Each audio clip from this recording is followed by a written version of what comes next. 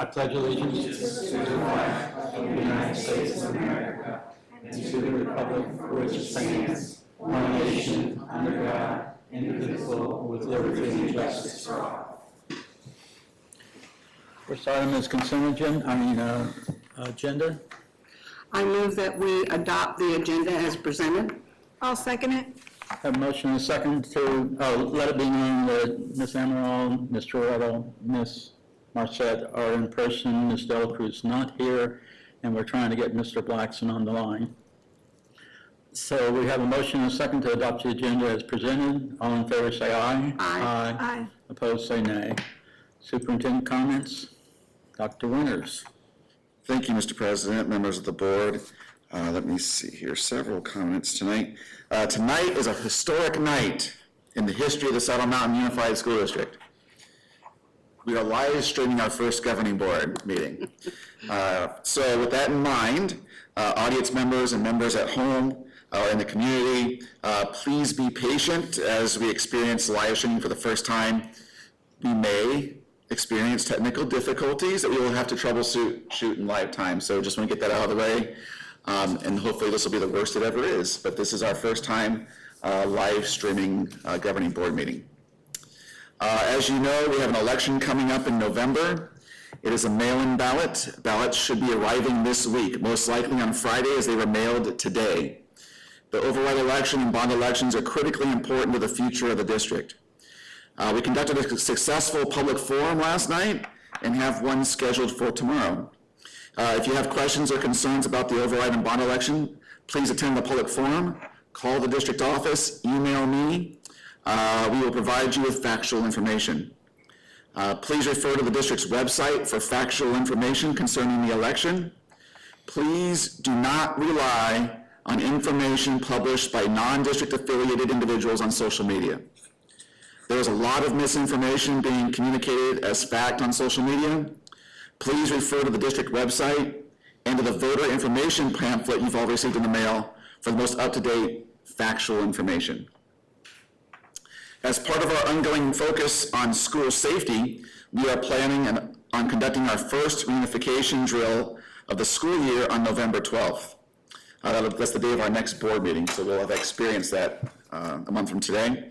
This time we are relocating the entire Tartesso campus. Last year, remember, we took 2 classrooms. This year, we're taking an entire school. Communication, parent permission slips, and the parent meeting will all take place well in advance of the reunification drill.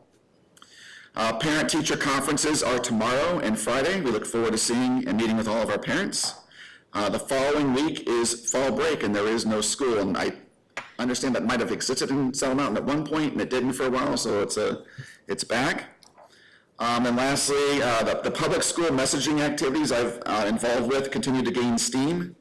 The facilitator for our September event has provided us with a summary of the information collected, and they are distributing a survey.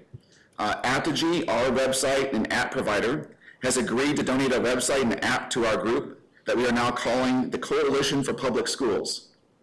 We have applied to present at the ASBA conference in December, and I am fairly confident we will be selected to do so. And Mr. President, members of the board, that concludes my comments for this evening. Thank you, Dr. Winters. And then we have recognitions. Dr. Winters. Thank you, Mr. President, members of the board. We're going to start off with our Students of the Month. And Students of the Month, if you are here, I'm going to read your name and a little bit about you, and then what we're going to do is that we're going to go back to that backdrop and get some pictures, okay? So first of all, we have from Tonopah Valley High School, Andrew Saravia, 11th grader. Andrew, are you here? No. Ruth Fisher Middle School, Liliana Ramirez, 7th grade. No, Liliana. Desert Sunset, Zillian Ramon, in 3rd grade. There he is. I'm guessing by that smile, that's him. Let's give him a round. I'm just saying, we're going to talk about you, okay? You ready? You can stay there. It's cool. I'll just read it to you. Ready? You can tell he's shy and he gets embarrassed. Zarian has consistently, am I saying your name right? Okay. Has consistently demonstrated strong leadership, a positive attitude, and a dedicated work ethic in class.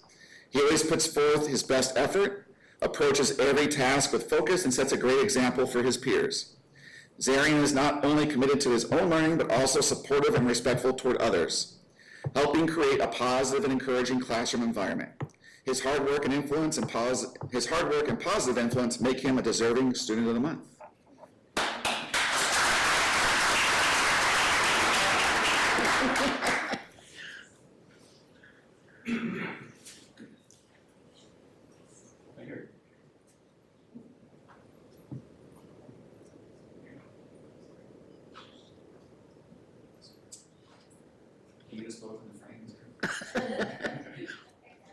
Oh,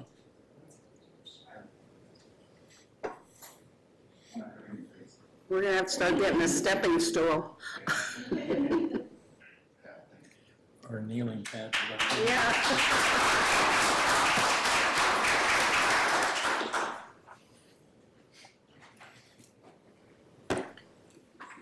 Next, we have from Tartesso, Francisco Alarcon, first grade. Francisco, are you here?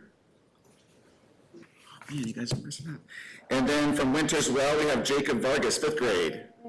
Jacob's here. Jacob is kind, respectful, and shows great sportsmanship at all times. He consistently demonstrates a positive attitude and treats his peers and teachers with kindness and respect. Throughout his K-5 journey, Jacob has grown into a confident and responsible leader who sets an excellent example for others to follow.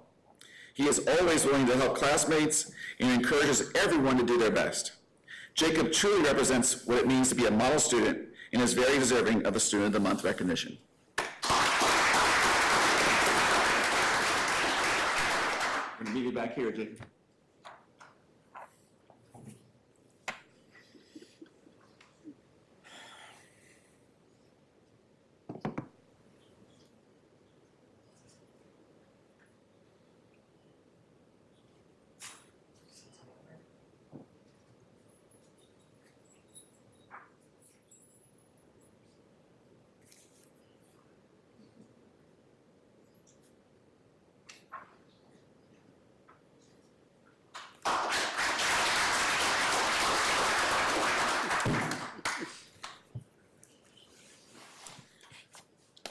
That concludes our Students of the Month. Next, we're going to move into our employee recognitions. Remind you that we are a month behind, so we're going to be recognizing both our August. Liliana's here. And she's sneak in? right there.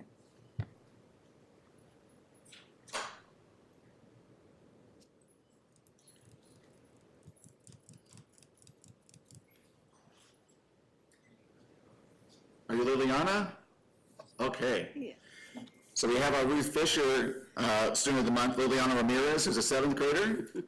Liliana works hard in each subject and has been making great improvements in all areas. She shows leadership skills and leads morning stretches for each class each day. Liliana is respectful to all students and staff and is a pleasure to have in class. Liliana also has perfect attendance this school year. So.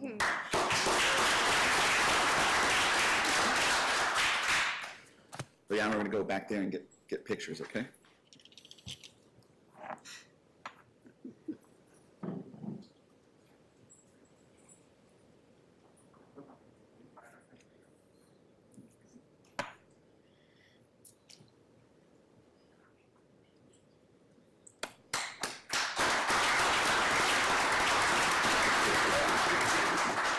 Glad you caught that. Thank you, Mrs. Amwell, for catching that. I am welcome. And next, we're going to move on to our employee recognitions. Because we were a month behind, we're going to recognize both our August and our September Saddle Mountain Spotlight. So we will give out 4 awards this evening. First off, we're going to start with our classified spotlight for August. And this was Tyler Eastman, who's a paraprofessional at Ruth Fisher Middle School. Same process, Tyler, you ready? Okay. Tyler comes to work each day with enthusiasm and a positive attitude that lifts everyone around him.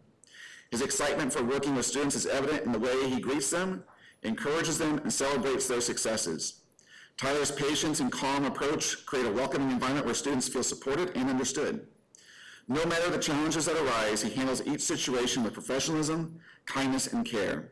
His dedication and positive energy make him a valued member of the Ruth Fisher Middle School team.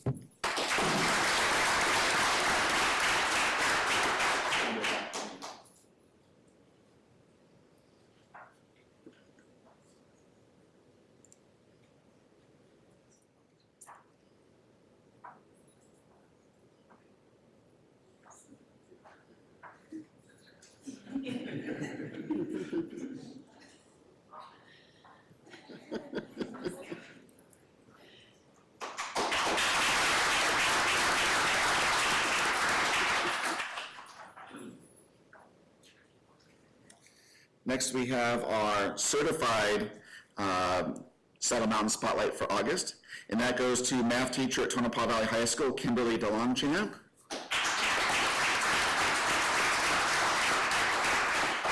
Kimberly has been a great addition to the TVHS staff. She is always willing to help and support whenever needed, and she brings a positive and contagious attitude to campus every day. She has created a safe and welcoming classroom environment where students are actively engaged and encouraged to take risks and try new things. And as a side note, she was the first staff member to start signing up for our volunteer activities after hours and on the weekends. So congratulations to Kimberly.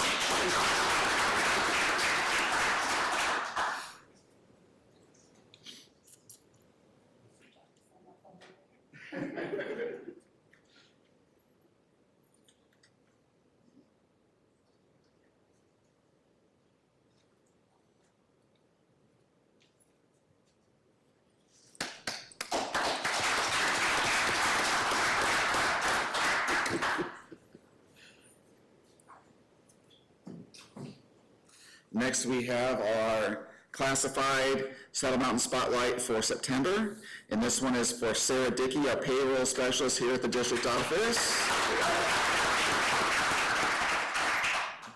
Sarah consistently goes above and beyond in her role as the district's payroll specialist. She is always willing to answer questions promptly and thoroughly, ensuring that employees feel supported and confident in understanding all things related to their pay. And I can hear her down the hallway, so I can vouch for that. Her extensive knowledge and attention to detail are matched by her kindness and patience, which make her an invaluable resource to staff across the district. Sarah's professionalism, reliability, and dedication to excellence reflect her genuine commitment to serving others and helping our district run smoothly. She is truly deserving of this recognition.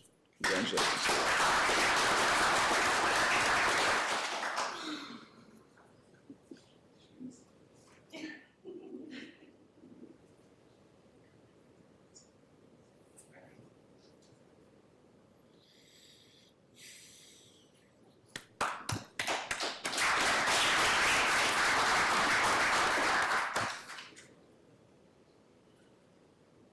And wrapping up our recognitions for this month, we have our September Certified Saddle Mountain Spotlight, and this one goes to Billy Bechtel, special education teacher at Ruth Fisher.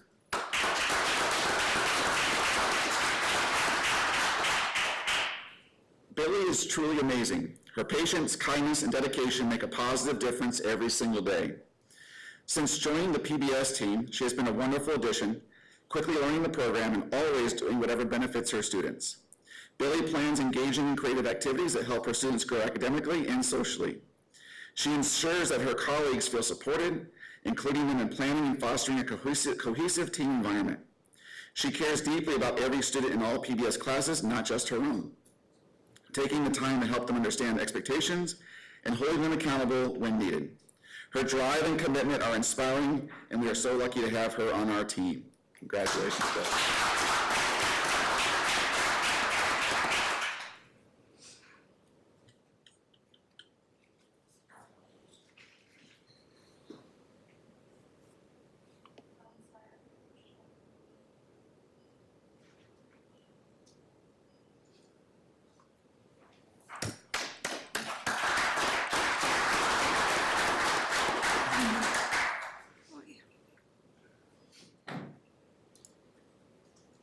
Mr. President, that wraps up our comments for this evening. Thank you. Thank you. Thanks to all the recipients also. Call the public, we have none. Correct. Moving on to consent agenda.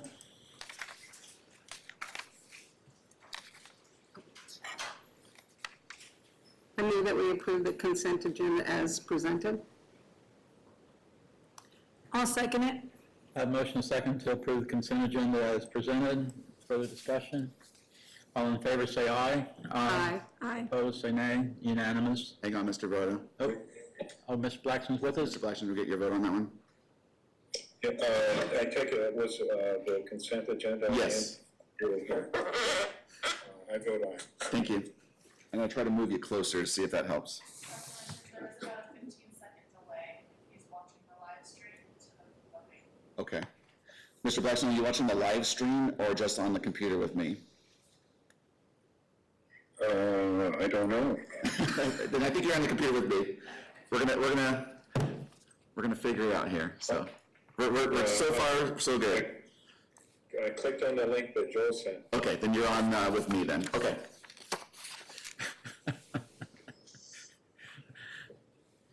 The next item is budget report. Ms. King?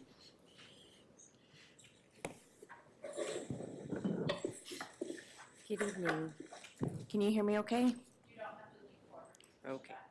Thank you. About 18 There? All right, what a deal.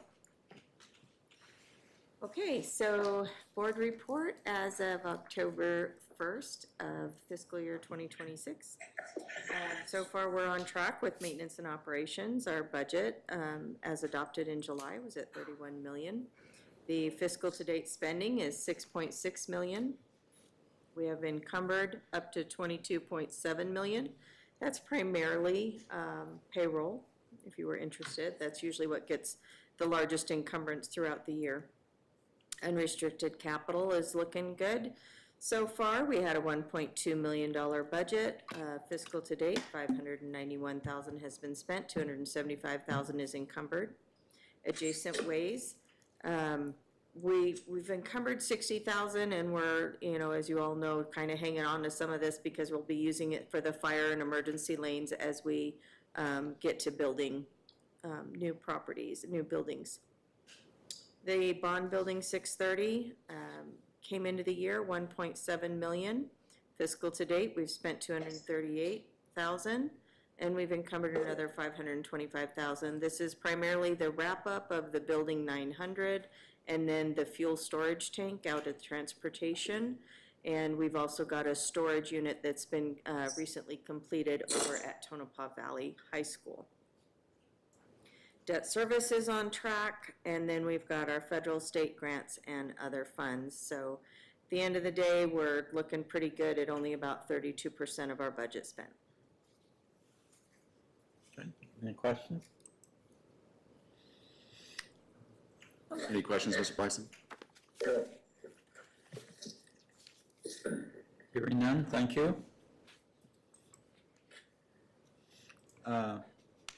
Action items, strategic plan update, AFR. Ms. King. I'll take it Okay, first then. Dr. Winterson. Thank you, Mr. President, members of the board. Trying to kill two birds with one stone this evening. Our topic for our monthly strategic plan update is essentially finances, which was strategic because the October is when the annual financial report is due. So Ms. King is going to present on what we call the AFR with the mindset of like how this is tracking with the strategic plan. So I'm going to turn it over to Ms. King. Thank you. All right, so we're just going to take a quick look at the AFR. And so what you saw was Alicia, I had asked her to have the actual AFR queued up just in case you had specific questions. Yeah, you can go ahead and click on that. You all should have received that in your board reports.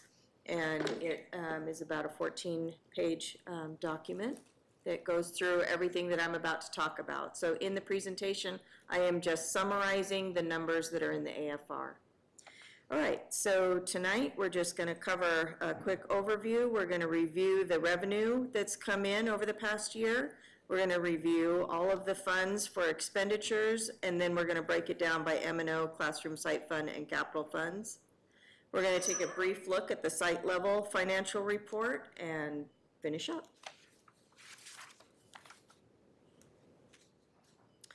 So a quick overview in fiscal year 2025. Started the year with approximately 11.6 million. We had revenue received over the year of 49.8 million. Expenses paid out over the year came to 50.7 million and ended this year with approximately 10.7 million. So just real quick, I just want to reiterate, this is all funds, all funds. So oftentimes when we all are talking, we are only talking about M&O and capital, which are our budget-controlled funds by the state. But for your annual financial report, that covers all funds. So that's what this particular page reviews. Okay, so let's go to the revenue breakdown.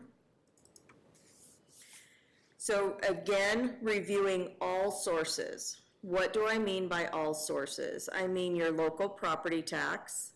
I mean all of the fundraising that's done, gifts and donations, any fees or fines that are paid. We're also talking about any money that might come in through different tax programs or other programs, either led by the county, the state, or the federal government. So in that, we've got 65% of all of the revenue that came in was from local tax base. 4% was what I would consider the local other. That's where we have gifts and donations, and we have student fees or fines, and then lots of fundraising. Less than 0.5% was brought in through county, which is normal. And then 22% of the revenue that came in was through state programs. This includes grants, programs, and equalization. And then 9% from federal grants, food service, and E-rate. Moving on to the expense breakdown, again, we are at the all fund level, also known as an aggregate, so we are looking at all of it. That's the 50.7 million that was spent. For student facing, by student facing, what do I mean? I mean in the classroom, I mean direct student support, such as therapists or licensed counselors. And I also mean instruction or curriculum development that has to do with whether or not our teachers are getting trained, whether or not the teachers are improving the curriculum or using different instructional aids.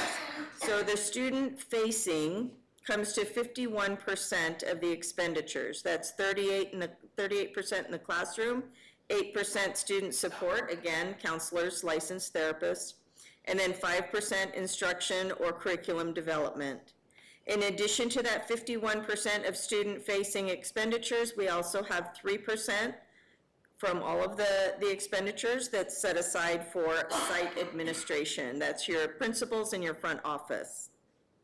For maintenance and utilities, it breaks down at 11% for facilities, 13% on construction, 5% on transportation, and 5% in food service.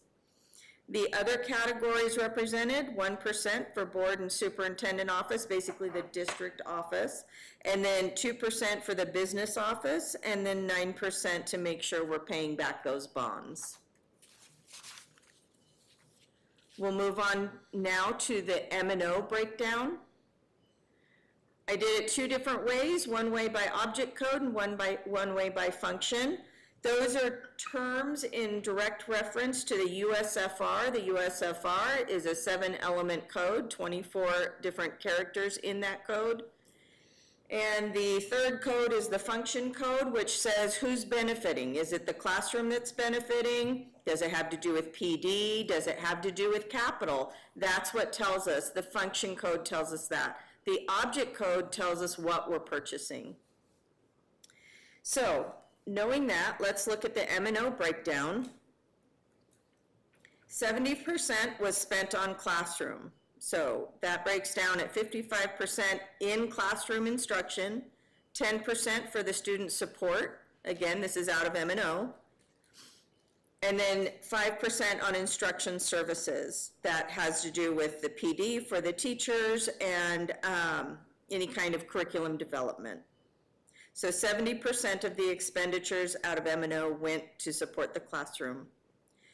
Then we have 2% on school administration, again, that's front office, principals and such. We have 8% on student transportation, 15% on facilities and maintenance, 2% on board and superintendent office, and then 3% on business services. As far as what we purchased with that money, 75% of that went towards payroll and benefits. The state asks us for our M&O budget to keep it at close to a 70-30 split. 70 for payroll, 30 for maintenance and operation. And so for a 75, that's doing well. We're paying people very well at 75% of our M&O budget. There we go. 17% goes towards purchase services. What do purchase services include? Most of our spending in purchase services was for contractors related to our special education department. By that I mean the occupational therapist, speech therapist, physical therapist, that kind of support to make sure that our students are getting every opportunity that we can give them. And then we have 7% for general supplies. This can be everything from paper products and pens to scissors and crayons. And then 1% for dues and fees and student travel. I have a question. We're gonna go ahead and look at the classroom site fund breakdown and the capital breakdown. Ms. Marcet has a question. Yeah, can I have ask a yes. question about this last one? Yeah, when you look at the expense by object and you look at the expense by function, and I know the difference, but when we look at function, is that also payroll in there? Or what, when we talk about function, what are we talking about? Okay, so that's a perfect question. So within function, we're basically talking about coming from the private sector, I would call it which department or which team is benefiting. And then by object, I'm saying what's the actual purchase. So we'll have payroll in classroom, because those are our teachers. Mm-hmm. We're gonna have payroll in student services, because that's our, everything from the registrar to the counselors to the psychologists, that's all going to be under function 2100, which is student support services. And then for instruction support, that's your 2200 function codes. And that's primarily professional development as well as curriculum development. So we will also have stipends and supplementals primarily coming out of that 2200. Does that make sense? It does make sense. Okay. I guess and I know payroll's a big chunk of what we pay out, but if I look at this, basically it's just kind of, if you put them on top of each other, kind of overlaying as far as what we're paying out for which department. Am I correct? So the departments are more under the function. Right. What we're yeah. purchasing is out of the object, yeah. Right, okay. I'm sorry if I'm misunderstanding the question. No, yeah. So you're gonna find, which is something that, in fact, I was meeting with the grants writers earlier today, and that's one of our conversations, right, that we have is with these object codes, for the most part, you're gonna find general supplies in a lot of these different function codes, right? So I call it marrying them together. One of the ways that I describe the chart of accounts is something like if you think of your street address, you might have a northwest, southeast directional, and then you might have a 32nd street, and then you might have a street or a road or a circle or whatever, and when you tie it all together, then it actually means something, right? So if I'm East 32nd Street versus East 32nd Avenue, right? It's gonna marry together and mean something different. So for instance, if I were to say 6610, that's the object code for general supplies, I can marry 6610 with classroom function, with student services, with instructional support. Mr. Dobish every now and then would like a pen to go with his non-existent paper, because he takes notes on his laptop. I'm just giving him a hard time anyway. But though that 6610 then is gonna marry with 2400. 2400 function code means that it's a site administrator. Every now and then, Dr. Winters would like to go ahead and have a little memo pad to write on, although I've never seen him actually do it. But that would be a 6610, but it would be under 2300. So that's how the object code and the function code kind of marry to try and describe each and every expense that we have. So I'd like to see a correlation between the actual expenses, maybe. I mean, I know it's on a line item, but if you could help us in the way that if we wanted to go and look and say, well, what is our payroll expense? I mean, we know it's Oh, yes. 60%, but what is the actual dollar amount? What is the actual dollar amount of student support? Beautiful. So can you pull up the AFR? So if you would go to page 2, that's actually the first page. It's cover sheet, page 1, and then page 2. There we go. And I don't know if you're able to make it any bigger. Let's go up to where it says salaries 6,100, and then it says program 100 and instruction. Yep. Those are your actual numbers. For instance, salary under that number right there, that 7.3 million, is related to object code 6100 in relation to function instruction, which is your classroom instruction. So we have 7.3 million out of M&O, as you can see at the top there, it says it's the M&O fund. So out of M&O going to general ed, that's where it says regular education 100, going to general ed for classroom instruction, payroll only. The next column to the right is your benefits column. That's specifically what we paid in FY25 for benefits for regular education in the classroom. So in the classroom instruction includes certified teachers, non-certified teachers, and it includes your paraprofessionals. So that's how the object and function codes then work together in the AFR. So my presentation summarizes it, but the AFR gives the actual dollar amounts. And not to make more work for you, but with those graphs, it's so easy to see. It'd be easy to see if we just put dollar amounts with each of those. And I know that they include a lot of things here, but then I could say student support, yes, it includes this, but this is what the total dollar amount, it would be really easy to see. I tried it that way. It looked horrible, so I went with percentages. But I can certainly do that and send it to you on the side, and then that way you can like blow up the font however you want. I don't want to make extra work for you, but you know, and maybe the rest of the board doesn't feel it's necessary, but it's just something I thought would make easier to see, I guess. Or put it in the notes. What's Have it on the notes for the presentation, I guess. Like the dollar amount that she's talking about, maybe in the write 'em notes down there. section. Okay. Thank you. Absolutely.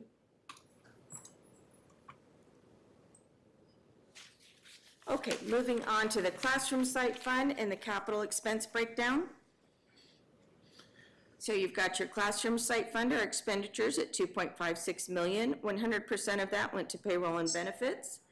The payroll and benefits in classroom site fund go only to certified classroom teachers, licensed therapists, and counselors.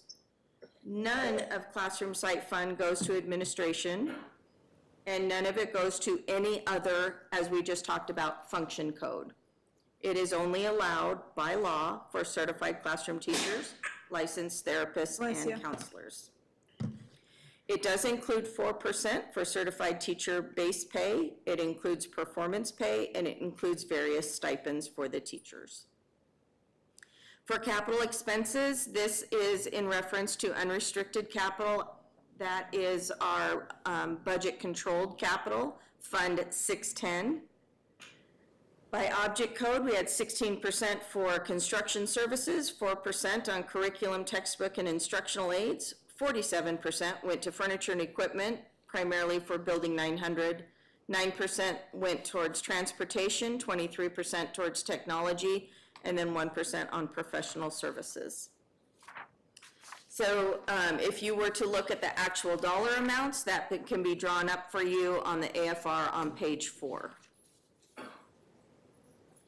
And then one other pie that I did use was just because I know that a lot of people are, at least in my office, I seem to get a lot of questions about, well, what's bond paying for, what's capital paying for, what's school facilities paying for? So I just went ahead and threw all that together. That is also on page 4 of your AFR. For capital funds, that is our budget controlled fund, 610. 22% of our capital expenditures came from 610. Less than 1% came from adjacent ways, and that was specific to a fire lane that had been dug up to repair something and we had to lay it back down. 19% of our expenditures for capital came from bond. That had to do with the heater for the pool, the 900 building, some shade structures. And then 59% came from school facilities board, which is the state, and that was specific to the 900 building. And that again is all on page 4 of the AFR. So then at the end of all this, we then also do the site level AFR. The site level AFR says, okay, so now that we've looked at the district-wide spending, now we want to see what are the operational costs for each and every site. And so this is just a real brief overview, taking each of the school sites, looking at their student count, and I only focused on the classroom spending for each of the school sites, which if you were to open up the site level AFRs for each of the schools, you would find that this is your function code 1000 for each of the schools, so truly just the classroom spending. And then total classroom spending at 6.7 for Desert Sunset, 8.9 at Ruth Fisher, Tartessa was 4.6, Tonopah at 9.9, and Winterswell at 5.6. Of that, 5.3 million was payroll at Desert Sunset, 6.9 at Ruth Fisher, 3.7 at Tartesso, 6.8 at Tonopah Valley, and 4.4 at Winterswell. You can also see how they had their supplies broken out, and then their property and equipment. And then any additional questions that you have, if after looking at the site level AFR and the district-wide AFR, please do let me know, but they will be posted on our website. We're hoping by Friday afternoon. I need to make sure that it's set up with the state first. For a summary as to the strategic plan, SMUSD in fiscal year 2025 maintained fiscal management, staying within the budget set through formula or allocation. So by formula, I was referencing specifically the budget controlled groups of M&O and UCO. And then the allocation references the different grant programs. We also, SMUSD also worked within cash balances within the cash accounts. SMUSD has furthered the progress of the strategic plan for fiscal responsibility by making sure that payroll has been met consistently. It was also able to issue a 4% raise for returning employees in FY26. In FY25, SMUSD paid over $1 million to classroom teachers just for performance pay, and $1.3 million to classroom teachers for additional stipends. We're also continuing our training to continue compliance with local, state, and federal regulations, and we're working towards total transparency in financial reporting, or at least as long as the audience can stay awake. So, that is it. I just want to say, nice job. This was very easy to comprehend. You did a great job. Thank you very much. Emerald, anything? Mr. Blackson, have anything? Mr. Blackson, any questions on the AFR? No. I like the way you brought out the capital expenses, you know, to see where SFD comes in with the rest of our expenses is good. Also in the AFR, there's a place for board policy for reserve carry forward. Can we work on that, or it's up to the board, I guess?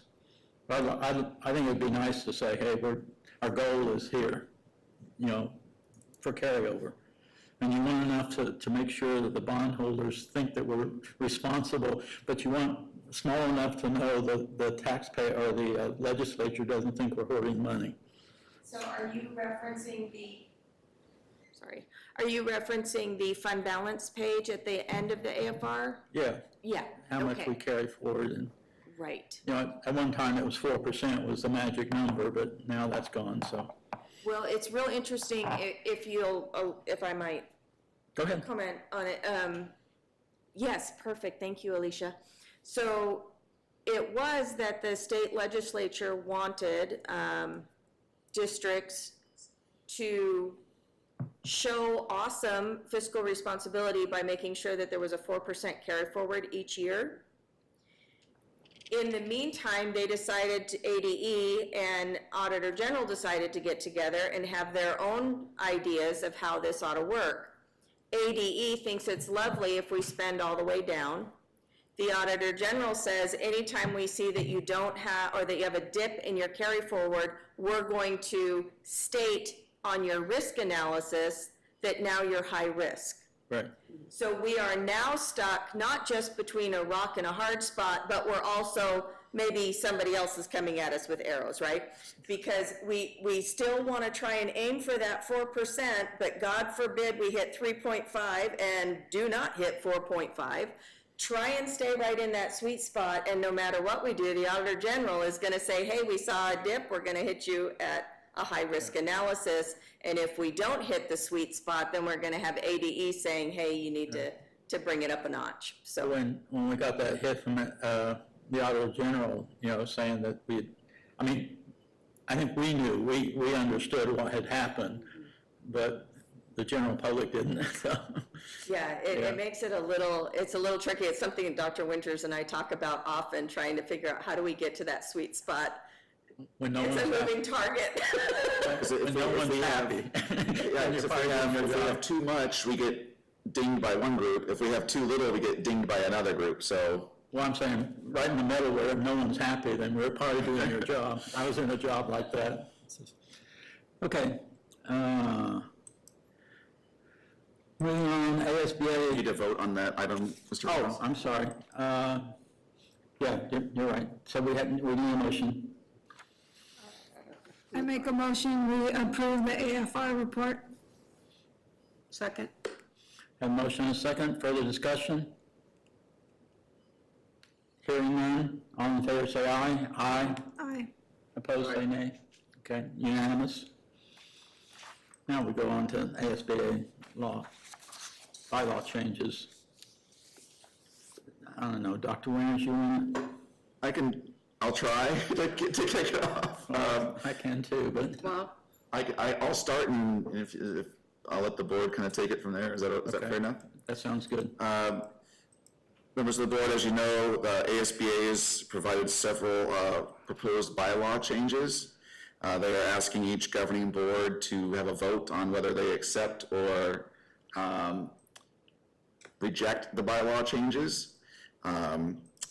And we've listed the pertinent information there, and you had the information from ASBA. I don't know that I have a recommendation one way or the other. This is truly you guys get to decide how you want to vote on that one. Discussion from the board then? I was actually there when we had the delegates from each school board or district when they presented this to us so that we could bring it to everyone else. And so they had already had all this in there when we got there. And so I'm not even sure what district it came from on some of this, but I didn't see anything in here that caused alarm or go, ooh, gotcha. No, most of this came out of the governance committee. Right. They formed a committee and said, and it's not, that's one thing kind of I didn't like was if one bylaw change to do a whole bunch of little stuff instead of individually or breaking it out, but I didn't see a problem. Mr. Blacken, have any comments? Mr. Braxton, any comments on the proposed bylaw changes? I'll be a nay vote, but I really don't want to go through all of the comments. Okay. Okay. More discussion? All in favor, say aye. Hi. Aye. That enthusiastic aye, nay? Oh, did we make a motion? that's the motion. Pardon? Oh, we didn't do a We gotta motion. make them. Oh, I'm sorry, okay, I need a motion. Yeah, I move that we adopt the changes to the bylaws, to the August 22-25 bylaws draft revision, presented. I'll second them. Thank you, Ms. Kurtz. So now we have a motion. What was the motion? I couldn't hear it. The motion was to approve the recommended proposed bylaw changes. All right, thanks. Okay. So we have further discussion? All in favor, say aye. Aye. Aye. Opposed, say nay. Nay. 3-1. Okay, TVH Food Service, Dr. Winters. Thank you, Mr. President, members of the board. Little background, hopefully you'll remember last month's strategic plan update was food service.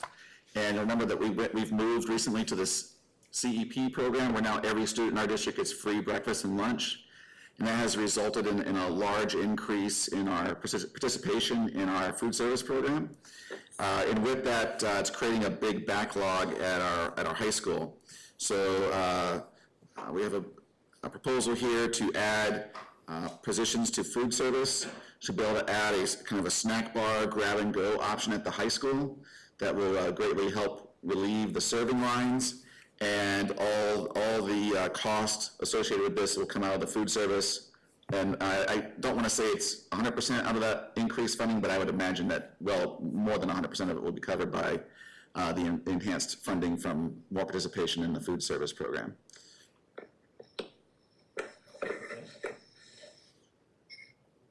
Do you have a motion? I move that the board adopt the recommendation to approve the snack bar at Tony Bob Pally High School be open for lunch services. I'll second it. We have a motion and a second. Further discussion?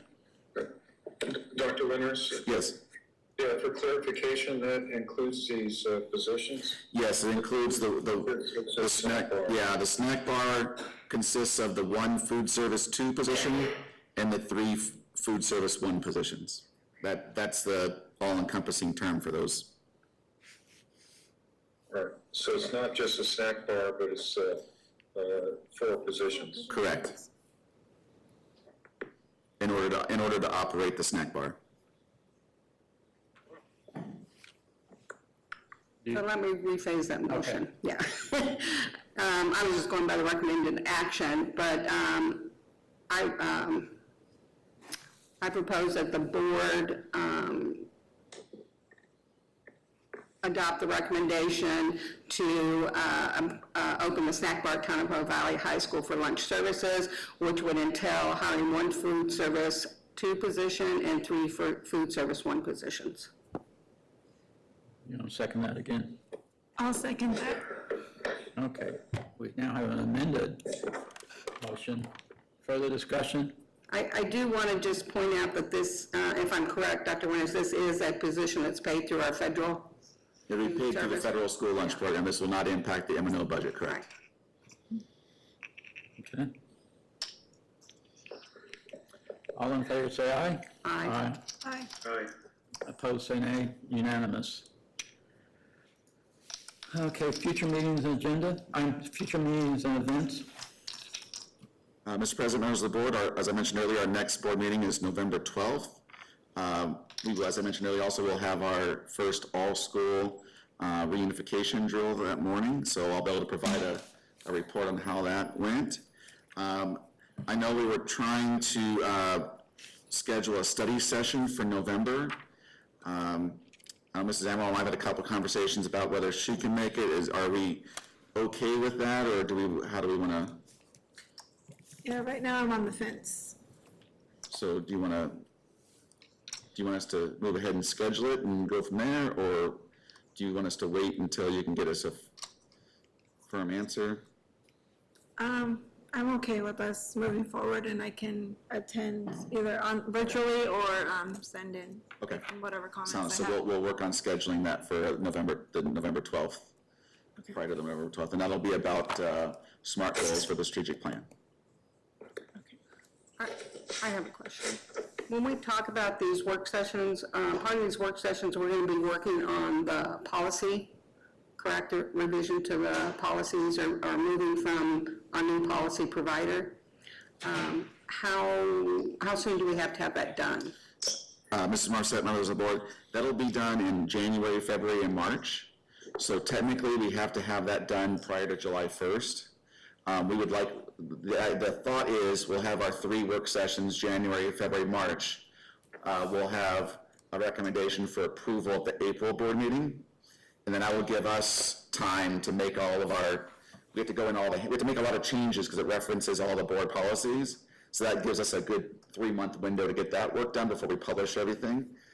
So our hope would be to have everything completed by April's board meeting. And we'll get to review that after you've done, I don't wanna say tweaking. Correct. That we'll do that during the January, February, and March study sessions. Okay. Yep. So the November study sessions for what? The SMART goals for the strategic plan. Okay. Sounds good. Board comments? Just thank you for your report and your visuals. I think that helps too, the public understand the budget as well. And thank you guys for attending. Mr. Blackson, any comments? No comment.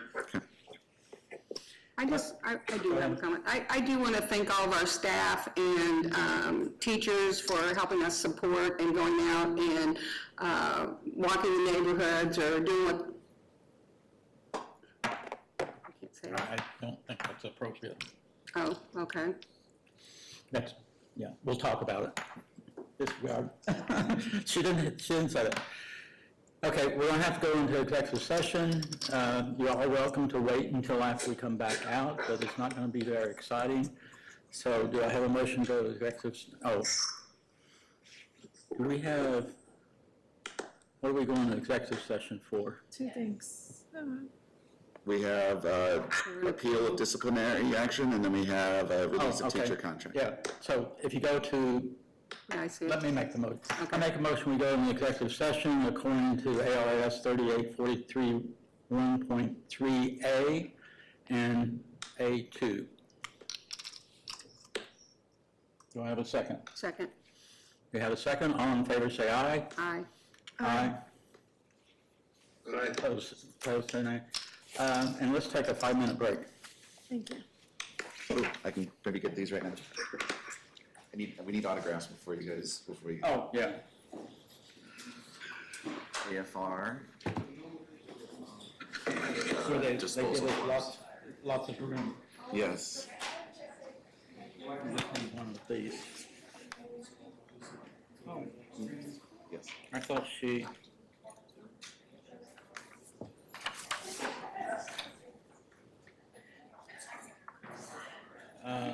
What's today? The 8th.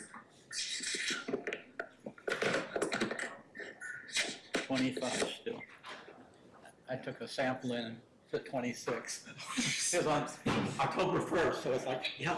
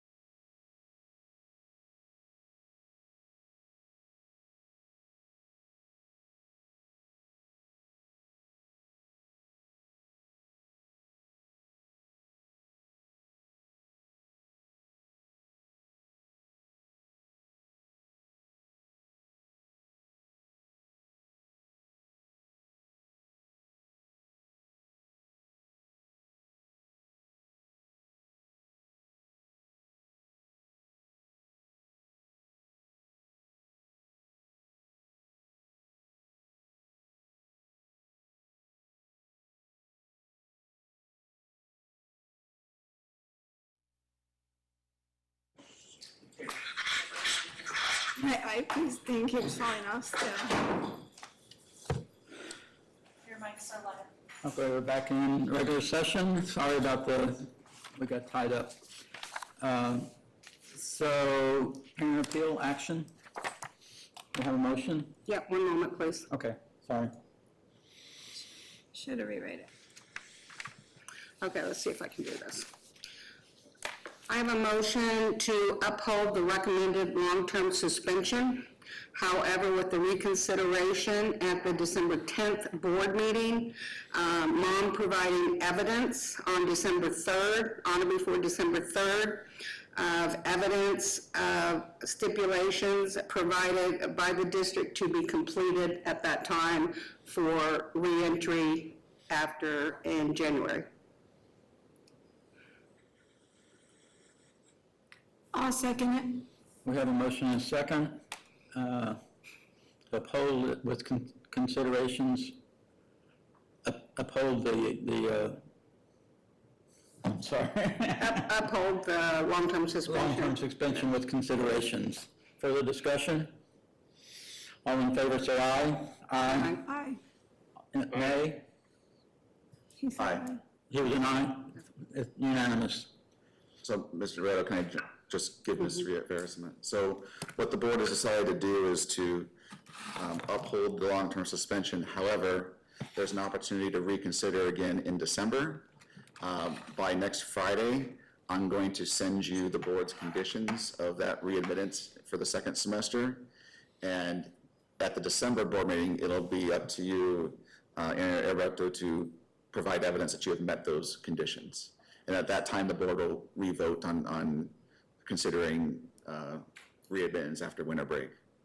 So we have your correct email address, correct? Okay, so expect something from me by, let me hedge my bet a little bit, by the week after fall break, because I'm gonna do my best to get to you by Friday of next week, but I just want to give myself a little wiggle room in case something happens between now and then. But I will try to get something to you within a week or so of what those actions are going to be. Okay? And can I just make one comment? Those actions will include a reentry plan if Yes. they are met. So just like, yeah. Okay. Moving on. The second action item, release of teacher contract. I move that we release, I can't say the name, H. Swanky. H. Swanky. H. Schwanke from their 25-26 teaching contract. I'll second it. Motion and second to release H. Swanky from the contract. All in favor say aye. Oh, Aye. further discussion? Oh, All in favor say aye. Aye. Aye. Unanimous. I make a motion, we adjourn. I second. A motion to adjourn. All in favor say aye. Aye. Opposed, say no. Unanimous. Thank you all. Thank you, Mr. Braxton. Yep, thank you. Yep, all right. Hey, before you go, Don't freeze. it looks like we can finally move forward on that land. Oh, did you get the water report? Yeah, so if you and I all can get together and I'll. Okay.